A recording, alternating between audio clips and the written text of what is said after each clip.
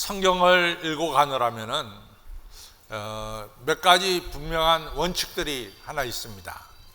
그 원칙 중에 하나가 뭐냐면은 여러분들 그 하나님께서 들어 쓰시는 사람들을 보면은 한결같이 옛것을 버리게 하고 그리고 새롭게 시작하게 만드는 것을 알 수 있습니다.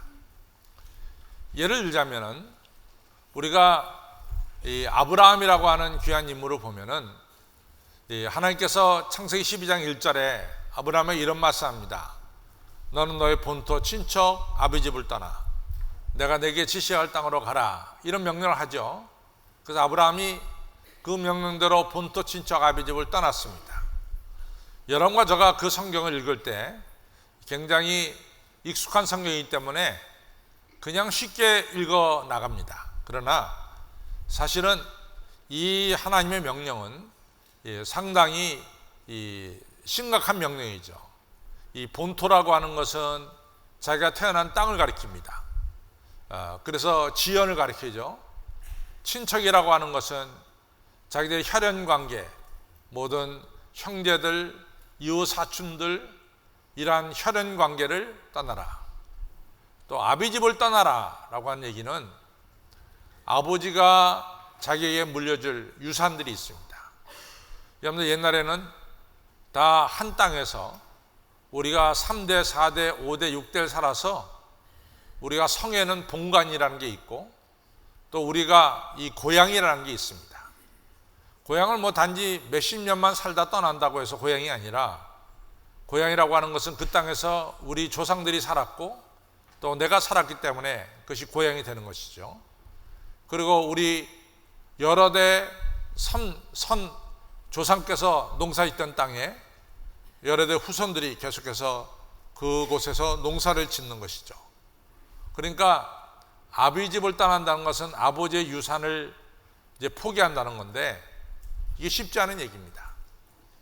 여러분들이 이제 기회가 되면은 이라크에 만약에 뭐 관광하게 된다, 가보게 된다 그러면은 이라크 땅에 가면은 이 가이드가 그 유프라데스강 근처에 이 마을이 있는데 그 마을에서 큰 집을 가리켜서 저 집이 예전에 아브라함 집이었습니다, 이런 얘기를 해요. 그거 새빨간 거짓말입니다. 왜냐하면 4,000년 전에 아브라함이 살던 집이 오늘날까지 존재한다는 것은 너무 어려운 얘기죠. 근데 그 이야기가 하는 중요한 메시지는 뭐냐면 아브라함 집안이 이 땅에서 잘 사는 집안이었다, 이걸 갖다 그냥 보여주는 거죠. 근데 아브라함이 그 집을 떠났다는 거예요. 그리고 하나님이 지시한 새로운 땅으로 갔다, 이런 얘기입니다. 그러니까 옛것을 버리고 새것으로 갔어요. 그래서 아브라함은 믿음의 조상이 됐습니다. 여러분들 야곱도 마찬가지입니다. 야곱의 고향은 브엘세바죠. 근데 창세기 28장 1절에 보면은 야곱이 고향 브엘세바를 떠납니다. 홀홀 단신으로 떠나서 외삼촌이 살고 있는 하란 지방에 가게 되죠. 또 야곱은 창세기 32장에서 하나님의 사자와 씨름하다가 환도뼈가 위골됩니다. 그때 성경을 보면은 하나님의 사자가 이제 야곱에게 묻죠. 자네 이름이 뭐냐? 제 이름이 남을 속이는 야곱입니다. 그때 하나님이 새로운 이름을 부여해 줍니다. 그 이름이 바로 이스라엘이 되는 거죠. 이처럼 야곱이 이스라엘, 새로운 사람 되는 데는 적어도 두 가지를 떠났어요. 브엘세바 고향을 떠났고 지금껏 자기가 의지하고 있던 자기 육체의 어떤 자랑이라든가 능력을 포기했습니다.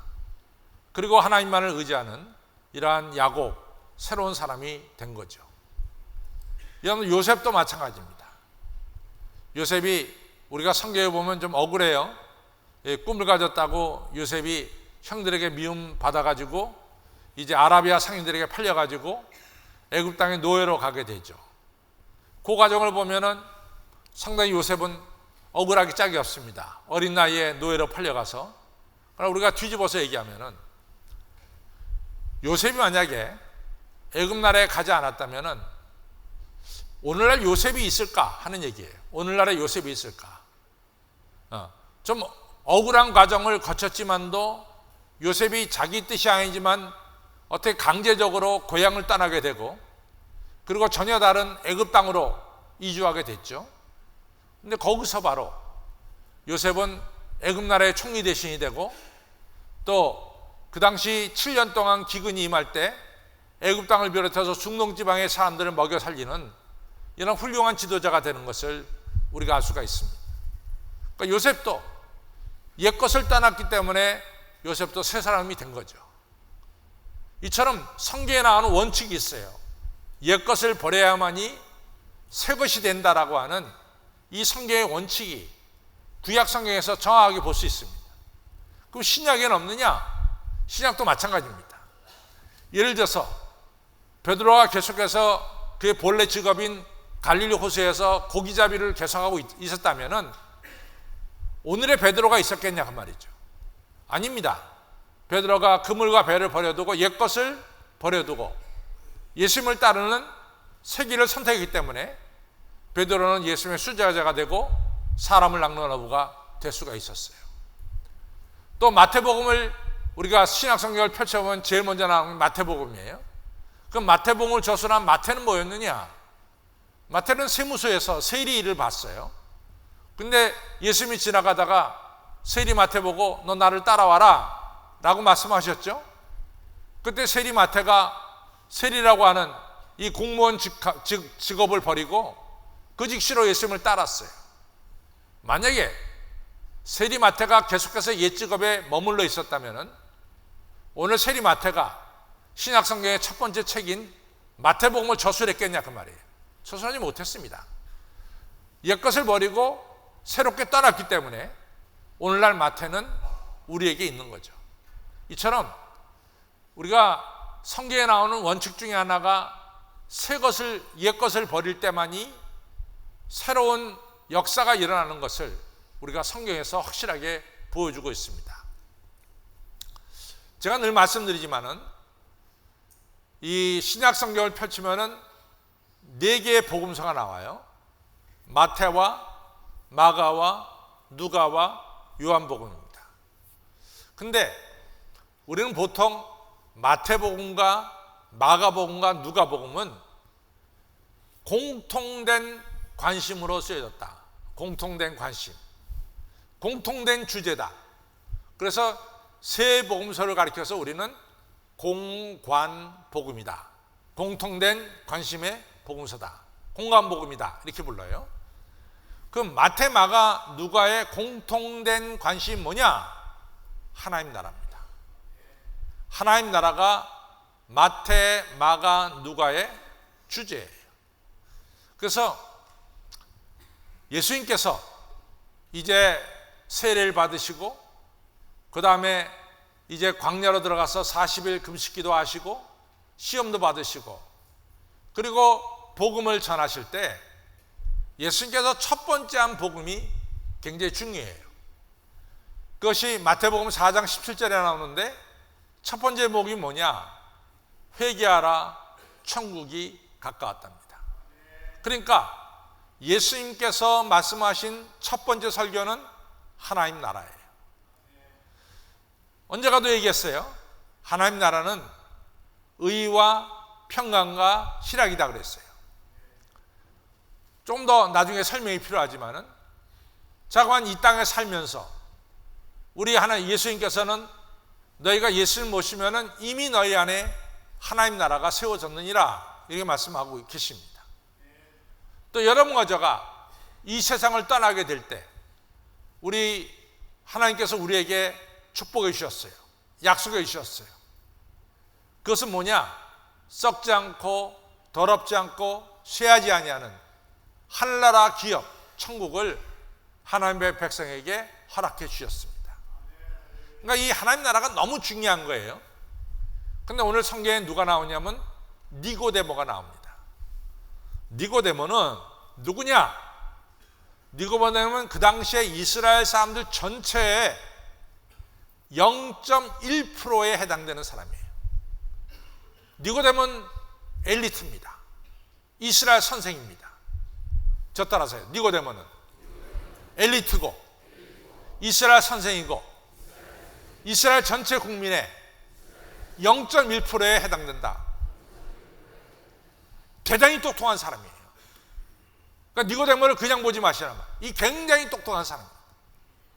그런데 이 사람이 자기가 선생으로서 하나님 나라도 가르치고 하나님 나라에 대해서 말도 하지만은 그 니고데모의 속마음에 들어가면은 하나님 나라에 대한 자신이 없는 거예요. 그게 문제라고. 내가 남한테 하나님 나라를 가르치지만은 자기 마음속에 하나님의 나라에 대한 확신이 없었어요. 그러니까 이 이스라엘 선생이 뭔가 가르치면서 확신이 없으니까, 그러니까 한밤중에 30 조금 넘은, 그 당시 보면 젊은 청년이죠, 예수님에게 찾아갔어요.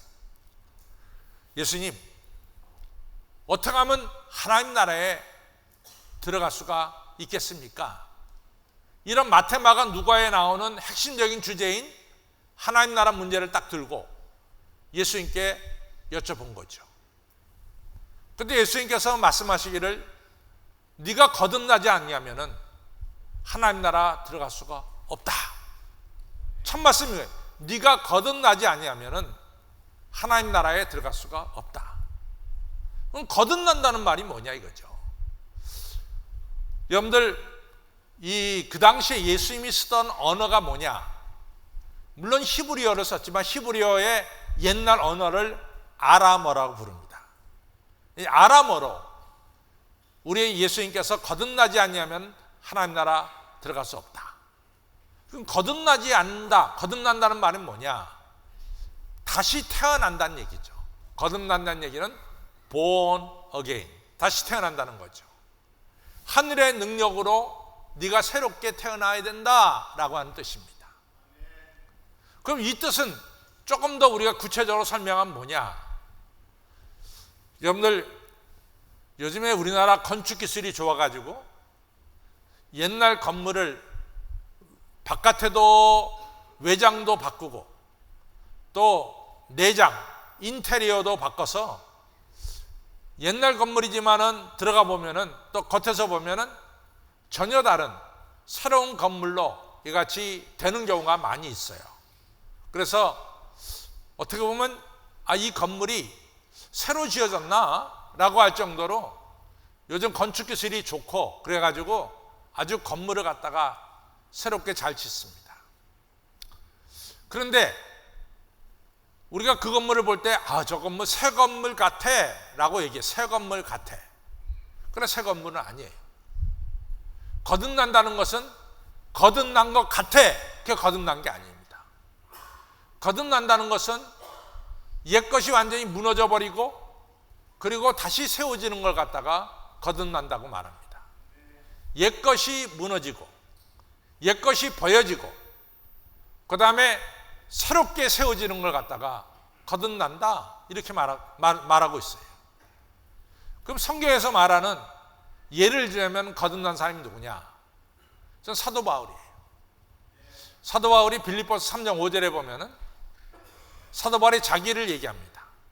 나는 누구냐? 나는 8일 만에 할례를 받았습니다. 이렇게 시작해요. 8일 만에 할례 받았다. 또 나는 누구냐? 나는 이스라엘 사람이고 나는 베냐민 집하고 히브리인 중에 히브리인입니다. 우리가 그냥 이 얘기를 줄줄줄줄 읽어가지만은 사도 바울이 한마디 한마디마다 거기에는 깊은 의미가 들어있어요. 제가 언젠가도 얘기했지만은 이스라엘이 누구냐? 이스라엘은 사실은 야곱의 12아들의 자손들로 시작이 됐죠. 야곱의 12아들.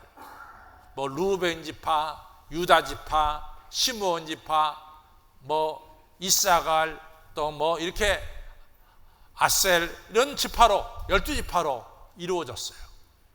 그런데 이스라엘이 12지파로만 다 이루어졌느냐? No, 아닙니다. 예를 들자면은 여러분들 다윗 시대에 한 군단장 역할을 맡았던 우리야, 밧세바의 남편 우리야, 군단장이죠.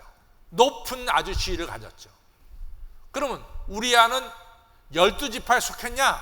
No. 우리야는 햇사람 우리아다 이렇게 말하고 있어요. 우리아는 12지파에 속한 사람이 아니에요.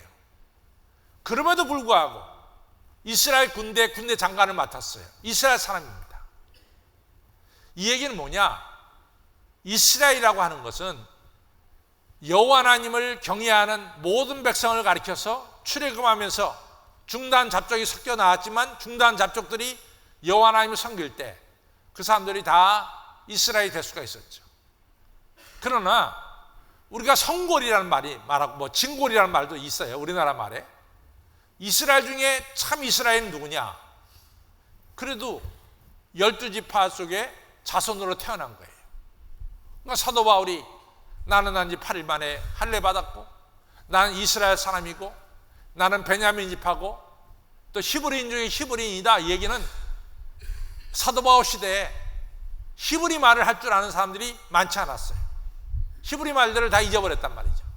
그러나 이 사도 바울은 나는 히브리 말을 하는 사람이었고 또 그 당시에 파로 따지면은 예를 들어서 에세네 파도 있었고 사두개 파도 있었고 바리새 파도 있었고 열혈당 파도 있었지만은 나는 바리새파에 속한 사람이다.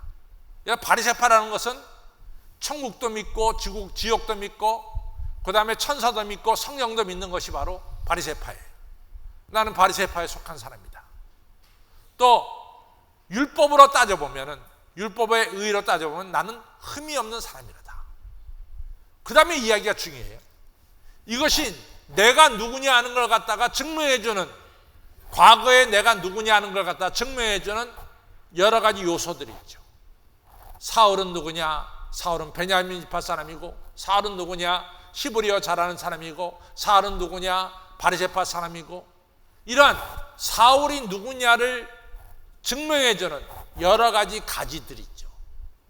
근데 사도 바울이 뭐라고 얘기하냐면 나를 과거에 증명하던 모든 것들을 내가 오물처럼 버렸다. 이유는 뭐냐? 내가 그리스도를 얻고자 이 과거의 모든 걸 갖다가 오물처럼 버렸다 그랬어요. 옛사람을 버린 거예요. 누구를 얻기 위해서? 예수 그리스도를 얻기 위해서 옛사람을 버린 거죠. 거듭난다는 것은 바로 그걸 가리켜요. 내가 누구냐? 과거에 나를 갖다 증명해 주던 이러한 모든 것들을 다 버리고 이제는 예수 안에서 내가 새롭게 서는 걸 갖다가 거듭난다 이렇게 말할 수 있죠. 요나가 마찬가지예요. 요나는 아시다시피 선지자였어요. 근데 요나가 하나님 말씀에 불순종해 니느웨 가라 그러는데 반대로 다시스로 가는 거예요. 니느웨가 이 다시스로 가다가 요나가 탄 배가 풍랑맞아서 요나가 바다에 던져져 큰 물고기 속에 뱃속에 들어갔어요. 요나는 그걸 가다가 뭐라고 말하냐면 내가 수올로 떨어졌다. 내가 지옥으로 떨어졌다. 수올은 지옥과 죽음을 가리킵니다. 음부를 가리키는 거죠. 내가 그 속에 떨어졌다 이거죠. 거기서 3일을 있었어요. 요나가 거기서 자신의 과거를 회개합니다. 하나님, 제가 불순종하고 내 뜻대로 하나님 뜻이 아니라 내 뜻대로 산 모든 것을 내가 회개합니다. 요나는 수월에서 요나는 과거는 죽었어요. 하나님이 요나를 갖다가 다시 육지의 큰 고기 뱃속에서 토해내쳤을 때 요나는 옛사람하고는 다른 새로운 사람이 됐죠. 그 증명이 뭐냐? 요나는 그 즉시로 하나님 말씀에 순종하는 이런 니느웨에 가서 복음을 전하는 이러한 사람으로 바뀐 거죠. 이것이 바로 성경에서 말하는 새로 태어나는 거예요. 거듭나는 겁니다. 이사야도 마찬가지예요. 이사야 선지자가 사실은 이 자기 친척이 우시야 왕이었어요. 이스라엘 왕이었죠. 그러니까 이 이사야는 자기 친척, 그 당시에 최고의 권력을 가졌던 우시야 왕을 의지하고 살았어요. 그런데 우시야 왕이 죽습니다. 이사야가 성전에 들어가서 하나님을 보았습니다. 이사야가 하는 말이 뭐예요? 내가 죄 중에서 하나님을 배웠으니 이제 죽게 되었습니다. 내가 죄 가운데 하나님을 뵙게 됐으니까 나는 죽었습니다. 이런 얘기예요. 근데 이런 죽었던 이사야를 하나님이 다시 살리죠. 누가 나를 위하여 갈고 주여 제가 여기 있나이다 나를 보내소서. 이래서 이사야가 새롭게 태어나는 거죠. 선지자로. 그전까지는 이 왕궁의 권력자의 친척으로 권력을 누리며 살았지만은 이젠 그것들은 다 무너져 버리고 그것들은 옛 것들은 다 배설물처럼 버리고 이제는 이사야가 하나님의 사람으로 하나님의 명령을 순종하는 새로운 사람으로 나아가게 된 거죠. 다시 태어난다는 것은 이처럼 과거에 나를 구성하고 있었던 것을 철저하게 버리는 것이고, 그리고 우리 주님의 손에 붙들려서 새로운 인생을 살아가는 것이 새롭게 태어나는 겁니다. 근데 오늘 성경이 아주 중요한 메시지를 하나 전하고 있어요. 우리가 사실 그것을 잘못하면 그냥 넘어가요. 간과하게 돼요. 근데 예수님이 니고데모에게 이제 너는 거듭나야 된다는 얘기를 하는데, 사실은요 이 말이 굉장히 중요한 말이에요. 니고데모 네가 거듭나야 된다. 우리는 보통 저 사람 좀 새롭게 돼야 돼. 저렇게 살아서 되겠어? 우리는 다른 사람들에 대해서 그렇게 얘기할 수 있어요. 예를 들자면은 요한복음 8장에 보면 현장에서 간음하다 잡힌 여인이 있어요. 그 여인 계속해서 그렇게 살아야 됩니까? 아니면 새롭게 살아야 됩니까? 당연히 새롭게 살아야지. 요한복음 8장에 나오는 이같이 현장에서 간음하다 잡힌 여인, 그렇죠? 또 누가복음 19장에 나오는 삭개오, 여리고 세리장으로서 자기들 국민들의 자기 동족들의 이같이 피를 이같이 빨아들이는 이런 삭개오, 예수님이 그 집에 들어가서 삭개오를 거듭나게 한 건 너무나 당연한 거 아니겠어요? 그렇죠? 강도, 살인범들, 이런 사람들 다 새롭게 태어나야 됩니다. 저렇게 살아서 되겠어? 인간이? 좀 새롭게 살아야지. 우리 그렇게 얘기한다고요. 그런데 오늘 우리 예수님께서 니고데모에게 네가 거듭나야 된다는 것은 누구를 이야기하냐면 요한복음 8장에 나오는 현장에서 간음하다 잡힌 여인이나 누가복음 19장에 나오는 삭개오나 그 밖에 이 강도질 하는 자나 이러한 사람을 가리키는 것이 아니라, 너 니고데모, 이스라엘의 0.1%에 해당되는 너 니고데모, 이스라엘 모든 사람들에게 선생이라고 일컬음을 받는 너 니고데모, 네가 거듭나야 된다. 여러분 아시다시피 니고데모는 바리새파 사람입니다. 근데 우리가 바리새파에 대해서 정확하게 알아야 돼요. 주전 167년에 이스라엘 땅은 헬라의 지배 아래 있었어요. 헬라는 그리스의 지배 아래 있었다 이거죠. 그때 안티오코스 에피파네스 4세라는 분이 다스렸어요. 헬라 왕이. 근데 이 헬라 왕이 아주 지독한 왕이에요. 이스라엘 사람들을 아주 자기가 마음대로 바꾸려고 많은 시도를 한 왕입니다. 그 중에 하나가 뭐냐, 예루살렘 이 성전에다가 제우스 신상을 갖다 놨어요. 제우스 신상을. 여러분 이 성전에 불상을 갖다 놓으면 이게 되겠어요 안 되겠어요? 안 되는 거 아니에요. 그런데 제우스 신상을 갖다 놨대도. 여러분들 이스라엘 사람들한테 돼지고기 먹으라 그러지 마세요. 이 사람은 절대로 돼지고기 안 먹습니다.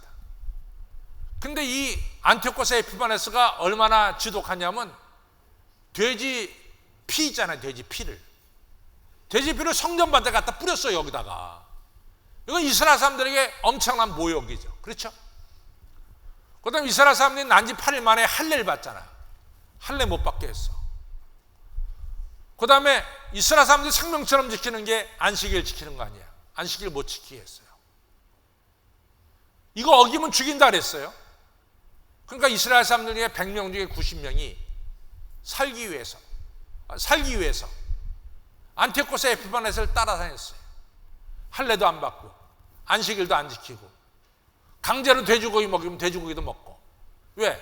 살기 위해서 그랬단 말이지. 근데 그 중에서 한 10%도 안 되는 사람들은 우리는 죽으면 죽었지.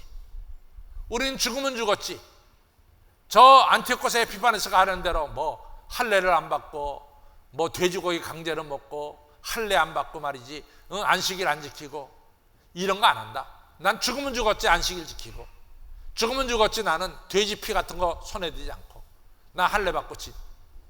이렇게 목숨을 걸고 철저하게 율법을 지킨 사람들이 누구냐? 이 사람들이 바리새인이란 말이에요. 바리새인. 이 사람들이 바리새인이에요. 그러니까 이스라엘 백성들 사이에 바리새인들은 존경받는 위치에 있었어요. 저 사람들은 생명을 걸고 율법을 지킨 사람들이라고 존경받는 위치에 있었대도, 근데 예수님이 그 존경받는 위치에 있는 이 니고데모에게 너 거듭나야 된다는 거 얘기했어요. 사실은 오늘 성경을 좀 자세히 읽어보면요, 이게 스토리가 있어요. 니고데모가 예수님을 찾아와가지고 이제 뭐라고 스토리를 얘기하냐면, 예수님, 내가 바리새파 사람이 아닙니까? 내가 누구보다도 율법을 잘 지키는 사람이 아닙니까? 근데 제가 나름대로 율법을 잘 지키는데 제가 뭔가 좀 부족한 게 있죠? 예수님은 뭐 이 통찰력이 있으시니까 제가 부족한 걸 뭐 알고 계시죠? 제가 몇 가지 더 하면은 좀 더 완벽해지지 않겠습니까? 뭐 이런 식으로 이 니고데모가 예수님과의 대화를 이어가려고 그랬어요. 그랬더니 예수님이 니고데모의 이야기를 다 듣지도 않고 도중에 니고데모의 이야기를 딱 잘라버려. 오늘 본문에 보면 니고데모의 이야기를 도중에 예수님이 잘라버려요. 그리고 하시는 말씀이 단도직입적으로 너 거듭나야 된다, 이런 얘기한 거예요. 너 거듭나야 된다. 오늘 이 얘기는, 거듭나야 된다는 이야기는 너같이 네 스스로 거룩하다고 생각하는 너 자신도 거듭나야 되고, 네가 생각하기에 죄인이라고 생각하는 저 요한복음 8장에 나오는 현장에서 가늠하자 잡힌 저 여인도 거듭나야 되고, 삭개오도 거듭나야 되고, 다 거듭나야 된다는 이런 중요한 이야기를 하고 있어요. 이 얘기는 뭐냐? 오늘 설교 제목에 다시 태어나야 된다는 이 말씀은 신학교를 졸업한 강용규 목사도 새로 태어나야 되고, 교회 장로로 헌신하고 있는 안목의 장로도 다시 태어나야 되고, 그리고 저 교도소에 무기수로 갇혀있는 강도도 다시 태어나야 되고, 다시 태어나야 된다는 이 예수님의 말씀에는 어느 누구도 예외가 없다는 얘기예요. 어느 누구도 예외가 없다. 이 성전 안에 있는 여러분과 저 모두가 다 오늘 예수님은 다시 태어나야 된다, 이런 얘기예요. 예수님은 다시 태어나야 된다 라고 말씀하시고 그걸로 끝난 게 아니라 구체적으로 우리가 어떻게 하면 다시 태어나는 것을 말씀하고 있습니다. 그게 뭐냐? 물과 성령으로 거듭나야 된다. 너희 옛사람 물로 씻어버려야 돼. 너희 옛사람 불로 태워줘야 돼. 너의 과거의 잘못감을 물로 씻겨지고, 너희 옛사람 불로 허물어지고, 그리고 성령으로 너희가 새롭게 태어나야 된다라는 얘기입니다. 성령이 우리 안에 역사하면은, 성령은 우리에게 주는 것 중에 하나가 뭐냐? 여러분과 저를 하나님의 사람으로 만들어 주시고, 여러분과 제 마음속에 하늘나라가 이루어지도록 성령은 우리에게 역사하시는 거예요. 하나님 나라가 뭐냐? 내가 구원받았다고 하는 하나님의 의, 또 성령이 주시는 하늘의 평강, 또 성령이 주시는 하늘의 기쁨, 또 장차 여러분과 저가 썩지 않고 더럽지 않고 새하지 아니하는 하늘나라 들어간다고 하는 분명한 천국 백성임을 성령님은 우리에게 가르쳐 주시고 인쳐 주시는 거죠. 문제는 정말로 네가 거듭나기를 원하느냐 하는 거예요. 여러분들, 사도 이 오늘 성경에 나온 니고데모는 아주 괜찮은 사람이에요. 아주 괜찮은 사람이에요. 니고데모가 한밤중에 예수님을 찾아오지 않았어도 니고데모는 이스라엘 사회 속에서 존경받는 선생이었어요. 니고데모가 한밤에 예수님을 찾아오지 않았어도 니고데모는 그 자체가 이스라엘 사회 속에서는 높은 위치에 있는 사람이었어요. 그러나 니고데모는 굉장히 정직한 사람이었습니다. 내가 사람들에게 선생님 칭함도 받고 많은 지식을 가지고 있어도 니고데모는 자기 마음속에 하나님의 나라가 세워지지 않은 것에 대한 고민을 하는 사람이야. 내가 사람들에게 선생이라고 칭함을 받지만, 내가 하나님 나라에 대해서 가르치고 있지만 나는 정작 하나님 나라가 없구나. 이거에 대한 고민에 빠진 사람이 니고데모라 이거죠. 여러분, 니고데모와 같은 고민이 우리에게 있어야 되는데도, 여러분과 제가 교회를 수십 년 다녔어도 정말 내가 구원의 확신이 없고 하나님의 의가 없고 하나님 주신 평강이 없고 하나님 주신 기쁨이 없다면 고민해야 되잖아요. 내가 왜 수십 년 교회 다니는데 난 왜 구원의 확신이 없어? 왜 내가 수십 년 교회 다니는데 내 마음속에는 평강도 없고 내 마음속에 기쁨도 없냔 말이야. 뭔가 고민해 봐야 되는 거 아니에요. 고민해 봐야 되는 거. 니고데모는 고민한 거지. 그러니까 예수님을 찾아온 거지. 고민한다는 것은 내 마음속에 하나님 나라가 이루어지기를 사모한다는 마음입니다. 고민한다는 것은 내가 변화되기를 원하는 이런 마음이 있다는 게 고민하는 마음이에요. 니고데모는 그런 면에서 굉장히 높은 위치에 있었지만은 그런 면에서 정직한 사람이고 진실한 사람이었어요. 내가 변화되기를 원합니다. 내가 변화되기를 원하니까 밤중에 예수님을 찾아온 거죠. 여러분들, 우리들도 우리 안에 하나님 나라가 이루어지고 여러분과 제가 틀림없이 천국 백성 된다는 것을 확신을 갖고 싶은 이러한 마음을 품으시길 바랍니다. 주여, 내가 수십 년을 교회 다녔어도 나한테 왜 이렇게 확신이 없습니까? 정말 확신을 갖고 싶습니다. 이런 고민을, 이런 사모하는 마음이 여러 성도님들에게 있기를 바랍니다. 사모하는 자에게 성령님은 임하셔서 여러분과 저에게 하나님 나라 이루어지게 하고 구원의 확신을 주시고 평강과 기쁨을 주시는 거예요.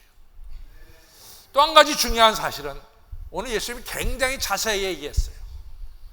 오늘 요한복음 3장 14절에 보면은 예수님 무슨 말씀하냐면 인자가 나무에 높이 들려 되리라. 다시 말해서 내가 십자가 달려 죽게 되리라. 이것으로 말미암아 너희가 영생을 얻게 되리라 말씀하고 있어요.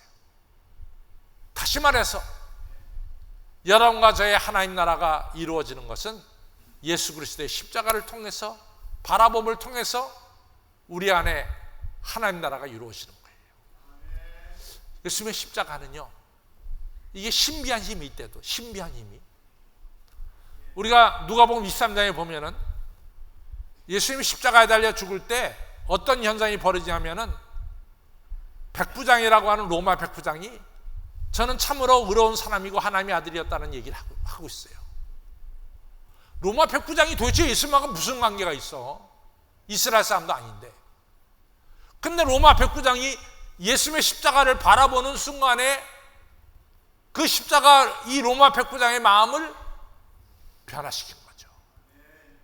예수님이 십자가에 달려 돌아가시는 그 자리에 한쪽 편에 있던 강도가 변화가 된 거죠. 십자가는 우리를 변화시키는 능력이 있습니다.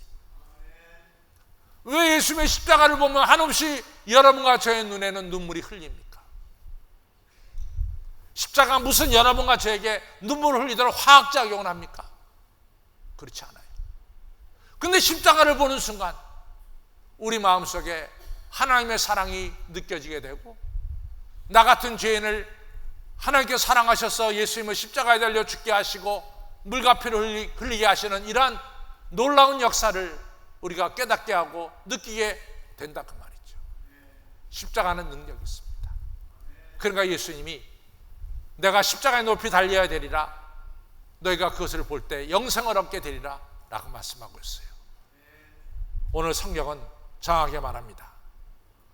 어떻게 거듭날 수 있느냐? 성령의 역사를 사모하시길 바랍니다.